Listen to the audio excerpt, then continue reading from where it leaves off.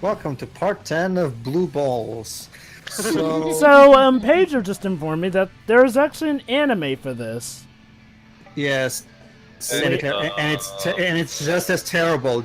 Okay, basically, everybody, for those who haven't seen the anime, kind of terrible. Yeah, for those who haven't seen the anime, I've showed it to Teo, Shiroi, I showed it to the entire group, kind of actually. So basically, if you think the game is so completely devoid of emotion or anything, like Jova said in like I think it was part 4 that he said, the game doesn't even seem to even be trying to make us care. Well, Blue Dragon the anime is the exact opposite extreme. It's literally the opposite side of the spectrum. It's annoying beyond all belief. Now, for better or for worse, the anime is actually a loose adaptation of the games, as in some character rules and functions are changed. I say for better. Some story stuff is different. Apparently, almost everything is changed. Over. It shares the same five main characters and villain, and of course the basic thing about the shadows and stuff like that. But aside from that, everything is different. Top of the Village is nowhere to be seen. Well, Shu's grandpa is nowhere to be seen, apparently. Not even the basic thing, because in that anime apparently the shadow magic you get not by ingesting blue balls, but just by thinking too hard about it. Well, Teo, let's just say this game is not over. I love how in the anime they're so. Oh, I get it. We're gonna get an obligatory scene where Nene deprives all the characters of their power, but they manage to get it back with the power of friendship or something. Yeah, I saw. What does he, ladies and gentlemen, a new car? Yeah, this trope is so fucking common. I'm sick of it. So, Power Rangers did it so many times. So, just gonna say, it's funny how in the anime they're so blatant with the fact that Kluk is literally the child Boma, basically the one who. I guess to make up for the fact that she has zero personality. Oh, that reminds me actually. Speaking of Kluk, they even gave her an anti-gravitational motorcycle in the anime. Yeah, you know, it's a sad. They even have a part where Maru says that her boobs aren't the best. Holy shit. Anyway, what's the sad part, guys? We've talked about Sam Riegel in a previous part, but the sad part is that there's other great voice actors in here. Like, for example, Shu here is voiced on Mona Marshall. Yeah, I know. Okay, Mona Marshall. And do you guys know who voices Kluk in the game? Tara Strong. Tara Strong. Yeah. Oh, honey. Let's just say, I can at least assure you that her character in Lost Odyssey is much better. Besides, she got better roles with the years anyway. I mean, wasn't she everywhere? Not really, Tail. Remember, by this point, she already had her most iconic role, Bubbles. No, I know, but in general, she will get better video game roles. I mean. Oh, okay. Well, I forgot. This game was made in what year? 2007. So apparently, I think it was around. Technically, December 2006 in Japan, but yeah, you know the drill. So apparently.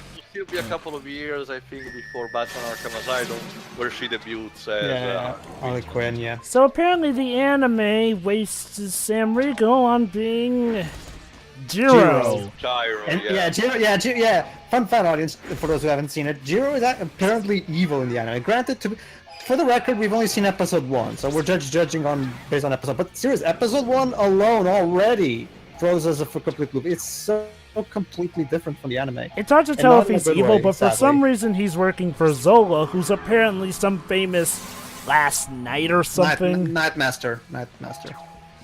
Apparently, Shu wants to become a knight. He wants to become the best Nightmaster, like no one ever was, of course. And I fear that they may be making Jiro, whatever his name is, the Sasuke of that show. And since this is an evil fortress in a boring, bland game, the aesthetics is just gray and boring and gray. Yeah. It's like we're in Ultima 8 all over again. Let's see. The visuals are boring. The background is boring. The battle animations, as I said before, are boring. Even Uematsu's music, I mean, don't get me wrong, there has a couple decent tracks here, but even Uematsu's music is so lackluster. Okay, I get it. They don't all have to be limit break stuff like the old Final Fantasy games, but Can't you have like different attacks and whatnot that do all these different things animation-wise? Well, the thing. Okay. Well, I guess to I'll be just fair, say I'm guessing that you're just using the strongest ones. But question: assuming that we didn't have all Hold on, that, cutscene. What are you doing? We're dealing with a ship of this size. There's gotta be more than one eternal engine. Of an course. eternal engine. What now?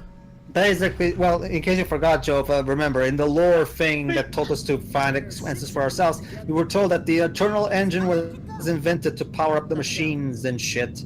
And this particular fortress is using 5 Eternal Engines, so we have to turn all of them on. Star Wars on us. Wait, Yes, hold they on. did. It's that This scene ti- where Obi-Wan goes to deactivate one of the engines. Well, of the- remember, Teo, remember who wrote this game, Teo. He has a I huge know, art-on right? for Star Wars. You know that. Is that a camera or something? What Oh, the- the Oh, robot you! No, Jedi. but basically, she wrote... Oh, okay, no, can't see me. Forgive me, Your Excellency. The Eternal Engines, they, Aren't so eternal. This reckless mission of theirs succeeded. Do you know? Because Because you're you're incompetent. Because you allowed it, High because five. you have a plan? how could a fool such as I possibly know? It's because a fool like you is Oh, so somehow it's the robot fault. But you see, Teo, in traditional evil villain cliche number 51, no matter how incompetent he is, he always blames his mooks. Let me just look at the evil overlord list. Evil overlord. See, this is an abusive relationship. Ahem. Let's see. Which Okay, one's it? I know what you mean, Pedro, when that little thing has to repeat every single line. It's annoying. Yeah, it always repeats the last words of every Does he single even sentence. have a Of, purpose? Like, I understand it's like a pet or something. let's just say, Teo, I don't like his purpose, and Oh, we'll see. he's the real villain manipulating Nene or something. Teo, have you played this game before? Oh, for fuck's sake, don't tell me. Hey, I remember when I did this with the Final I- Fantasy yeah, 13 I games. thought Chobo was the one who. Okay, hold on, Pedro. Well, I've basically been refraining from guessing stuff. No, hold on.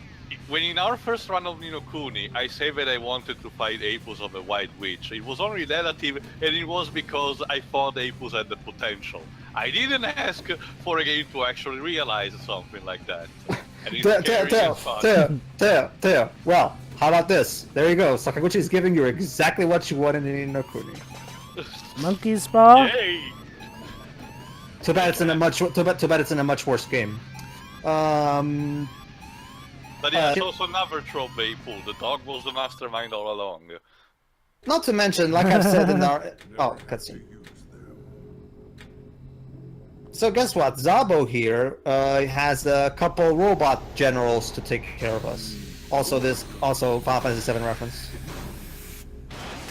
Zabo is this robot here. He's Nene's robot general, basically.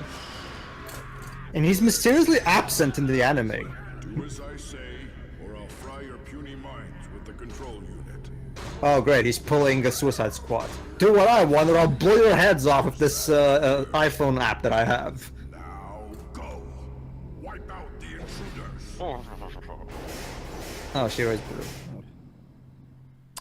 So, yeah, you know... Anyway, that's just the thing, though. Like I said in our playthrough, Ni no Kuni, like the thing is with the parrots. To me, it makes much more. I understand it was a very pet peeve. Sure. I never wanted to reinforce that thing. So No, I understand. I understand that. I understand that. For me, it's like one of those things. The moment he shows up in that flashback, that turns out he was actually her parrot from long ago. I think it becomes pretty obvious that there's something at odds here. How the hell did I understand the fact that she's still alive after all these years, but how is the parrot still alive? So it made sense to me that the parrot was also. It makes sense from a psychological standpoint that she was also imagining the parrot, to keep herself sane, because the parrot was kind of her only thing that she had to talk to during those years. So I think so it did make sense from a story standpoint, at least. Oh, God. Trust me, Teo. Death Roy turning out to be the villain is not gonna be as good. I'll just say that. Okay. It's not gonna be as good as you would have hoped for Apis to be. Sorry. Right. Anyway.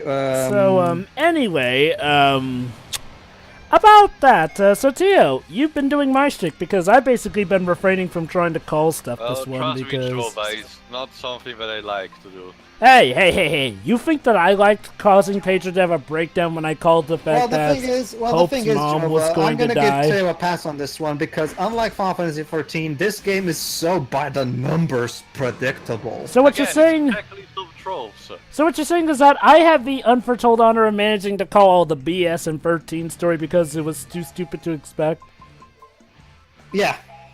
I mean, you have to admit, Joba, that the level of stupidity in the 13 trilogy is quite unorthodox. Let's put it that way. So anyway, Whereas the stupidity in this game, however, it's the kind of stupidity you see so many amateur artists fall into that you'd think Sakaguchi, with his experience, he wouldn't fall into this. I mean, but no, he did. And that's. Well, again, there's the whole rushed thing, I guess. So I guess he just, Well, in order to not... No. To be fair to him, we have no proof of it. In order to not think too much about it, he just wrote a series of checklists and wrote something around them. Mm-hmm. So... Well, I'll just say this. It's either him not caring or, like you said, rushing. However, like we said, we have had no word or even any particular... You can theorize, of course, but we still have no concrete proof that this game was rushed or even... For me, the breaking point... I don't want to... I hate Microsoft, but I'm not going to accuse them of that without any proof. And for me, the breaking point is the fact that when we compare this to other bouts of developers that we know, doing mandated stuff, they still turned out better. They gave more effort to it. They tried. It's kind of like with Quantum Break, where I definitely believe that Quantum Break was completely rushed because there's way too. To remember the whole reworking due to. Remember that live action scene with the girl that is in the reveal trailer in 2014. That scene never made it into the final game. So I'm pretty convinced. Obviously, I have no evidence. For all I know, Sam Lake cut that out of his own free will. Maybe for all I know. It's possible. I mean, a lot of times that happens. It happens more often than you think. Anyway, but yeah, I'm not gonna say anything because I don't know for sure. Maybe one day we'll know. So I take since there are four. Hold on, what is it? No, all I was gonna ask was, did I miss anything important? Take a wild guess. So just. Yeah. So just. No, you're not us at all. So just for fun. Oh wait, hold on. Do we have a cutscene coming up? Go ahead, Joe. You can be. You may call me Silent Q. Silent Q. My style, my technique. You will die. Jesus. Joe. Sorry. Teo, how you kept talking about the Zola being a piece of cheese. Now it's my turn because this guy is basically telling me that he's a fucking ass because "cu" is actually ass in Portuguese. Similar here, but with an L. So I guess that these robot bosses are like a big deal that was being built up. No, Joe, I was just about to guess pretty much correctly. Since there are 4 bosses, except for robot masters, pretty much, and 4 generators left, 1 for each. Yeah, I get that, but even still, the problem is okay, these are a big group and all, and okay, I get it, it's like with DBZ where they brought it. The difficulty is starting to raise. Anyway, I get it, it's like with DBZ and how they brought in the Ginyu force out of nowhere, the 5 padded out, the group of 5, totally not meant to just pad out the story before we actually got to fighting Frieza, who come out of nowhere. Only problem is that the Ginyu Force at least had several episodes dedicated to them, and well, yeah. Funny. Yeah, these robots, though, come the freak out of nowhere, and are we supposed to care that they were in pain when the big bad robot himself sent them? No! Maybe we are, maybe we're not, but I don't care either way. So, anyway, Shiro, guess what? What? Basically, there's one thing that you did. Well, actually, there we go. Basically, Shiroi, this thing that this what we're doing right now, which is going on this particular corridor, just What are you screams doing? Star Wars. Specifically, the first movie. Are you A New attacking Hope. and sliding to speed yourself up? I'm trying to stay off the boredom, Joe. Dash Also, still cancel, have to Jova. remind myself that that one particular sound effect is not a phone. So, just for fun, I looked Hold up. on, Joe. I was saying something, Go Shiroi. on. So yeah, this thing is a Star Wars thing, and to make up a good point, like this is literally just Star Wars.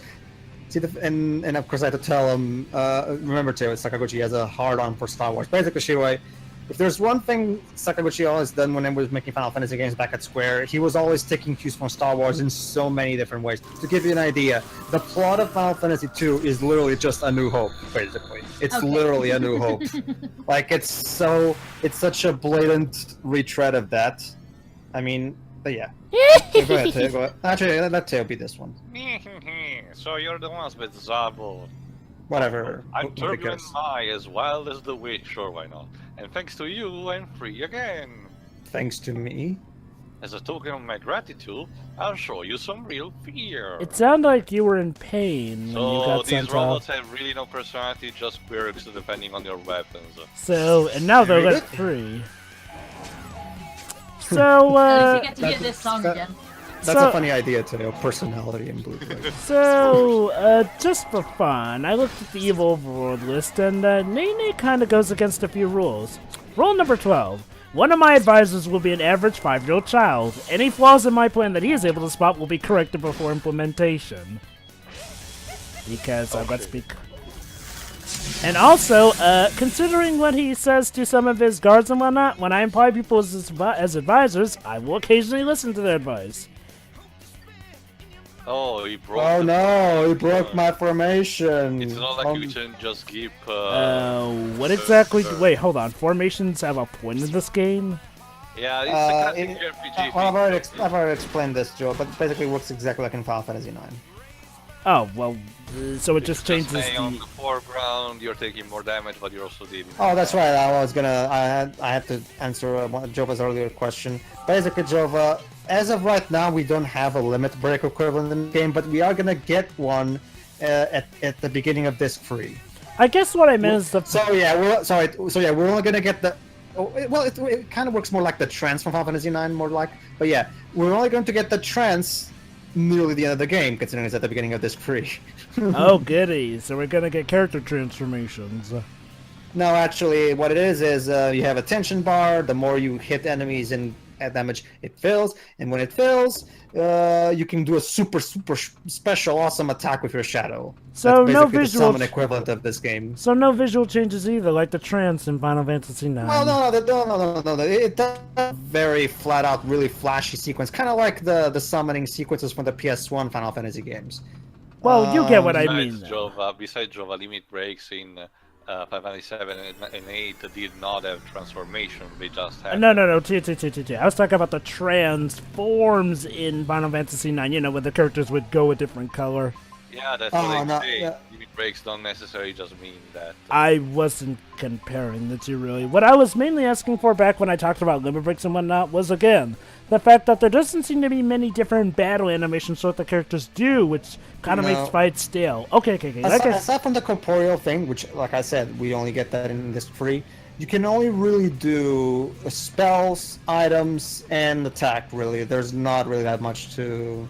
Well, and granted, this game is meant to be a basic traditional JRPG, which is fine. Lost Odyssey in a lot of ways is also very basic with this mechanics when you get right down to it. The big difference is that not only is the world of Lost Odyssey much more interesting, the overall pacing of the battles and the overall way the game paces itself with everything and the way the mechanics come together is much more interesting than in this game. Not only that, but it's like I was saying earlier, it's like, look, the battle animations, not being all different and stuff, normally it wouldn't be something I'm focusing on. The problem is that everything else that normally would succeed in a JRPG is failing, so I'm left to actually look on the battle animations during the battle to, keep me interested visually it goes Like, It okay. goes back to what I always say. when the game is boring, it becomes so much easier to notice little problems like that. Like if this You're game, trying to find something good in it, but you find everything else along yeah, with it. this Like- game, it's kind of, it goes back to that storytelling analogy that I always use. Storytelling shouldn't be about creating a flawless, perfect script with no holes in it. It should be about entertaining the audience with an engaging story and likable characters to distract the audience from any possible holes that you might have forgotten to fill. And, I hate myself for saying this, but I'm gonna be quite honest. Okay. Final Fantasy XIII was boring in the gameplay sense, but I'll be quite honest. The battle animations, and by that I mean what you saw the characters actually doing as you repeatedly masked the X or A button, that was actually interesting to look at. Yeah. Except for the Sky Tank battle where you just casted Ruin over and over again, but I think digress. Sorry. Go ahead, Basically, Anthony. my point still stands, though. It's like, Final Fantasy XIII, for as much crap as we will throw at it, that game at least remembered to try and visually please the characters during the battles, which Well, yeah, the that's- visuals were the only good thing in that game. Well, I hate to say it, even 13, 2, and 3, and no, I'm not talking about the visuals, I'm talking about the battle animations. It's like, at the very least... Okay, look, I know I'm stretching here, but what I'm saying is that at least they remembered to keep things varied and whatnot, so if you were watching it, That's you could highly get some debatable. fun out of it. Look, what I'm saying is it has more battle animations and variants in this game, which... No! Look, when Final Fantasy VII had all the different things that characters could do with their battle animations, the least you could do is that with this. Alright, I'll be this guy, I guess. Mwahaha, I'll dash you all to bits. Smash and dash into bits and pieces so you don't notice how fucking bland I am. Too late. Oh fuck. I'm Heatwave Psy. I've been locked up too long, and that makes me angry. Wait, hold on. Wait, Lapis? Hold on. I thought the You and your cutscene... friends, Hold and on. everyone else and their friends are gonna be blown away. Excuse me. I thought the cutscene suggested that they were going under heavy duress, but now it seems to suggest that they're perfectly glad, even though it sounded like they were in pain and anguish and in fear of being blown up if they fail. Jova, staring down eternity. Doesn't this kind of contradict the mood of the cutscene? This is the beginning, Like, Joe. god dang it, even Final Fantasy XIII at least stayed consistent with the mood as its cutscene generated. Why are you making me compliment 13? Go back to what I was saying. Like a good example. Now that Shiro has seen the move, now that Shiro has seen the move, we all will understand what I'm about to say here. Like when you get, Rob Walker said it very well in the sibling rivalry of the movie that he did with Doug back in 2014. If you put on your brainy specs and analyze it, of course, the Guardians of the Galaxy, of course, has plenty of big problems, but yet I don't care. I don't. Like some of the more cynical people who are like and stuff like maybe like some people like Spoony and stuff who rag on so much on plot holes. Of course, say like that. Yeah, this movie has plot holes. Yeah, I don't care though. Like I'm guessing Shiro doesn't either. See. It's a fun movie in a great way. See. The thing about Guardians of the Galaxy is that even with its plot holes, it still remembers to not only have a coherent plot, but it has so much awesome stuff that it doesn't even need to rely on a coherent plot. But yet it still has a coherent enough plot. Yeah. All right, only one generator left. Like, its problems for the most part are almost trivial. Well, I wouldn't call them. I said almost. So. I wouldn't call them, in the lengths of being trivial. They are there and notable, and I can understand why some people would be bugged by them, but they're nowhere near enough to, deny the movie its genuine good parts. Its reputation. Oh, of course. I don't deny them. I just don't really care. I'm too busy being entertained. Don't really care. For a difference in context, a movie like Independence Day tries to do the same thing, but the problem is you're too annoyed to, not care. Yeah. Like I said, it's all about entertaining the audience. That's what it boils down to. So yeah, basically, I'm supposed to go there now, but I'm like confused. Like, see, the thing, there's a bit. You're talking about pacing too. The thing is, the pacing of this dungeon to me feels a bit off because, as you can probably notice, we fought all all of them Wait, in the hold span on. of 2 minutes. Hold on. I thought we only fought 3. We did? Oh yeah, I must have miscounted. Oh yeah, I still have the thing. See, the thing is, Theo, we fought, we were introduced to 4 of them, so you'd think, okay, it's gonna be like this thing where, like, I have to do like an entire section of land before I get to each of them, you know, because this is a bit fortress and shit. And as you've seen, Theo, we basically fought the first 3, like in a quick succession. So the pacing in this dungeon to me also feels a bit off. It feels to me like this dungeon should be a bit longer than it is, considering the size of it. Oh crud, I forgot. Story-wise, I mean. Oh crud, I forgot we're in a dungeon. That's how quick this has been going. The pacing in this game, like Teo kept saying, is so terrible because it goes by way too fast. Like, there's no atmosphere to build up because the game doesn't even care. It just wants to move on. Quick, move. Yeah, Don't get me wrong. from having the idea of killing Nene because saving the war and shit, these characters have really no motivations to be here. No, not really. I wanna They're here because the plot tells them they should. I wanna take this time to give a better example when a game does that and tries to question it. Specifically, in the 13th cycle of the Dissidia games, basically the first game, Firion, the protagonist of 2, has a story arc that reflects his character growth of the original game, the little one he had. Because in Dissidia, each character has to do his own quest to obtain a personal item, which is a crystal, and in order to find their own motivation, which in the game it's a thing that is sparkled by Cloud that starts questioning with the others, why are we fighting, most likely. Firion is the one that takes most of the time in order to get his motivation, and he has to think a lot about it. In the end, it's a combination, but in the end he actually finds it, and it's a very internal journey when he reflects upon himself and what the others say to him, and at the end he takes it in decision of his own accord, which is his own thing and gives him his identity. But in this game, there's no such thing. Everyone is like, oh yeah, I guess we need to defeat Nene because he was the one behind the land shark. And that's it. Yeah, we haven't even really gone into... I guess you can argue revenge. Well, here's the thing, though. Well, that's exactly my point. Firion starts out in the original game for a quest for revenge, but in time, for what little it shows, it has a growth and it transformed that revenge into justice and more caring for the world and the characters in it. No such thing in this game. What's this thing, Jiro? What do you think it is? I have no idea. I've never seen a device like that before. It's a teleportation platform, get it? Wow, pretty! Maru wants to ride this! I mean, considering this is such a staple in video games, I'm surprised that it's... So, hold on. So we are going to beat the 4th Robot Master here? Huh. No, not here. In the place we're going to teleport. Basically, well, yeah, that's what I meant. The final Eternal Engine has its own unique room for some reason. I don't know why. Because the architect was feeling random that day. You see, Shu, you're an anomaly and stuff. So, you know... Also, what's up with the blurry vision? Did you guys notice that every time the camera goes, like, to me, this happens throughout the entire game? I'm starting to guess if this is a Microsoft because it was a constant in... oh, it's a girl this time! And it has claws. So let me guess, personality, I'm the chick. Go on, Shiroy. No. You took out 3 of them. Not bad for humans. But my...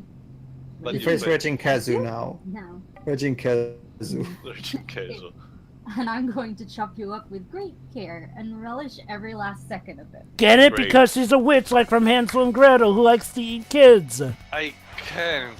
I just can't. You have the travel to bring the 4 unique boss type monsters and you don't even try to do anything with it. Sure, the full elemental archfiend in both the first Final Fantasy and Final Fantasy IV and not that great personality. Oh, Scarmiglione is undead. Here's the problem. Here's a great thing. Here's the problem though. The moment you try and, use games as old as those two to try and defend this, you realize you've already lost. That's the thing, Jova. For the little screen time they had, I can argue that those generals, for elemental archfiends, actually had better personalities than these guys. Oh, I agree. I'm just saying anyone who tries to use games as old as cutscenes are defense. identical. The boss shows up in a black coat, taunts the heroes with a generic line, fights them, and then dies by looking at his weapon. It's systematical. Heck. You don't even have to be a JRPG. This game doesn't even feel like it was made by actual developers. It feels like it was prefabricated in a factory. Heck. No care or emotion in it. It was like it was constructed with one of those bots, you know, like the Yeah. Bot Hey. 9000. It was. Hey. I got an example that even more people probably know about. Crash Bandicoot Free Warped. Yeah, you get very little dialogue from each of the bosses, yet each of those encounters you get, including their defeat lines during the end of their bosses, each gives them more character than these four. Like, seriously. And This those is- characters are actually very minimalistic, all things considered. This is your And yet plan? they're so iconic. You know, Just throw grenades and see what happens. I think I see the main issue with this, honestly. When you think about it... You think? Okay. Oh, Yeah. now only one engine The remains. last attack Wait, I thought there was... Oh yeah, that's right. There were six total, Well, remember, right? this is, I think it's because this. Oh, let me guess, we need to split. Why? I'll take this one. Why? There's only one left. You've been taking them out just fine, Pedro. Why do they need to split up? It was already bad when Final Fantasy VIII did this multiple times. Oh no, yeah, it is. At least when 6 did this, it was for a purpose. Pedro, And you what? had enough, and you Oh. honestly had enough party members to justify that, but here is fucking ridiculous. Why do they need to split up? They've been I finding don't these know. generators just fine. Jova. No, your guess Wait, is as good as mine. wait. Let me guess. Solo's gonna get captured. Gyro just told them they had two teleportation devices, but they didn't know which one was the correct one. And guess what? Solo's gonna get captured, isn't she? No. Really? Oh, the Robo General. I guess we made the correct choice. She does, however, destroy the Eternal Engine. Turns out we got to the point where Nene is about to escape. Zol is the one who's going to destroy the final Eternal Engine. Oh. Oh, and here's another thing. Nene's age is starting to weigh on him. and He's shit. gonna pull a King No, I guess Piccolo, isn't he? He cannot survive too much without this wheelchair thing. No, it's not that. So don't worry, Teo. His motivations will be told at the end of this too. All right, I guess we need to fight this guy again. Well, actually, we haven't fought Zabo yet. Didn't we did like it was a lose situation? Yeah, I thought we did earlier. No, that was Nene. Okay. That was Nene. So Nene escaped. Congratulations. You know what I... Also, did we really need an FMV for that? Well, hey, at least that FMV looked good. Even this feels like an FMV actually. Yeah. The thing with the FMVs is that they didn't go far. I guess the idea is that they intentionally didn't make the CGI on quality with something like Final Fantasy IX's FMVs because they didn't want to have the visual disconnect between the in-game stuff and the CGI stuff. I understand that, but at the same time, it creates this. It didn't really pay off in a good way because. The FMVs are pre-rendered, are not actual full FMVs in the sense that Final Fantasy IX was, because Final Fantasy IX literally just played movie files for the FMVs, whereas this uses the Uncharted technique, which is it's an FMV using in-game assets that are polished thanks to the FMV nature. It's an old technique from back in the day.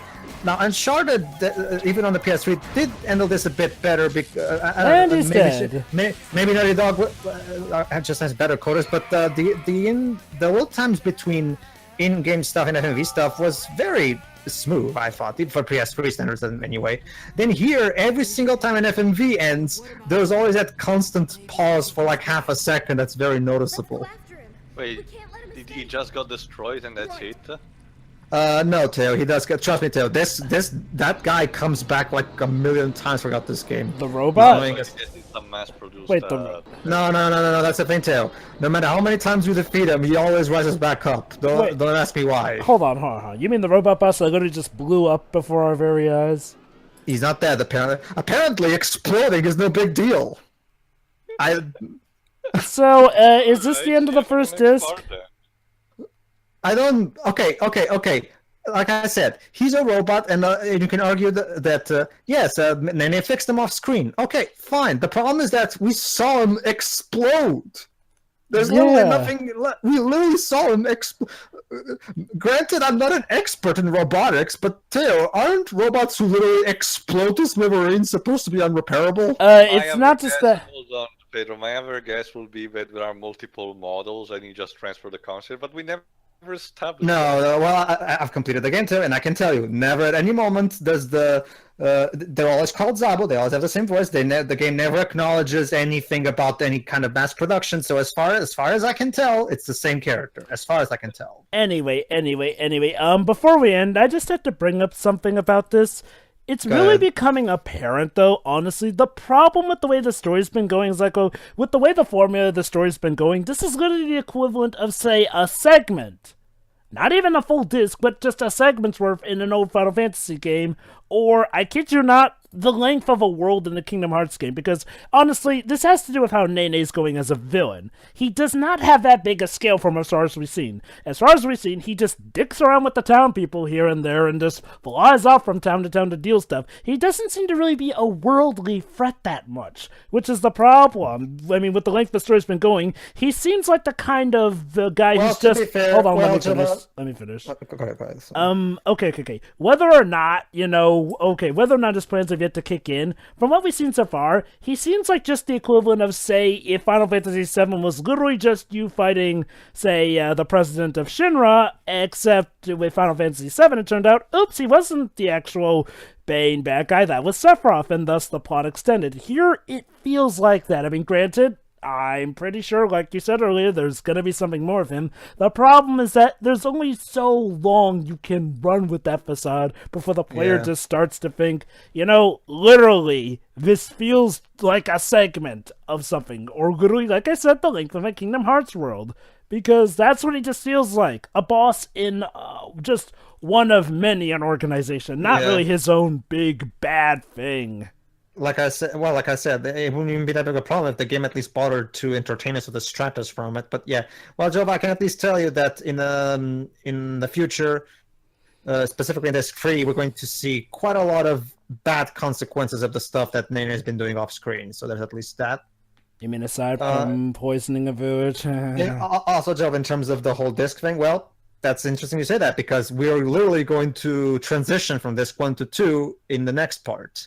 So we're going to see both Discs 1 and 2. So, basically, what's going to happen is we're going to go back to Gibraltar to celebrate our victory and then switch discs. So, Theo, thoughts on Disc 1? Do we really have to?